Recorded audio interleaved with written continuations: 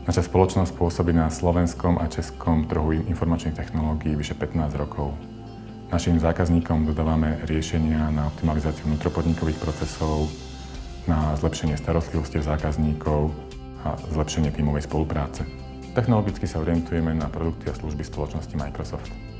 V Millenniu máme veľmi radi nové technológie. Radi sa ich učíme, radi ich používame, ale najradšej sme, keď z nich benefitujú naši zákazníci. Naša pôvodná infraštruktúra bola finančne nákladná na údržbu a správu. Zároveň nebola dostatočne flexibilná pri nárazových dopytoch na zvýšený výpočtový výkon. Jednoduchším a lacnejším riešením bolo pre nás používať servery v cloude. Výzvou projektu bola migrácia serverov za plnej prevádzky v krátkom časovom úseku 3 týždňov. Naša spoločnosť aktívne využíva 50 serverov a dátové úložisko v objeme 10 terabajtov. Podarilo sa nám zbaviť závislosti na vlastných serveroch a popritom plnohodnotne fungovať. Výpočtový výkon nakupujeme ako službu podľa potreby. Z hľadiska používateľa nenastáva pri práci žiadna zmena, pracuje ako doteraz. Z pohľadu administrátora bude zmena v tom, že bude pracovať viacej s webovým portálom a so softvérom ako so samotným hardvérom a káblami.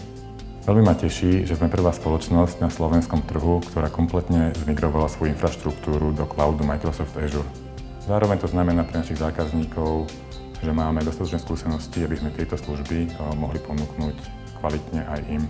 V neposlednom rade sú veľmi významné finančné benefity prechodu do cloudu Microsoft Azure.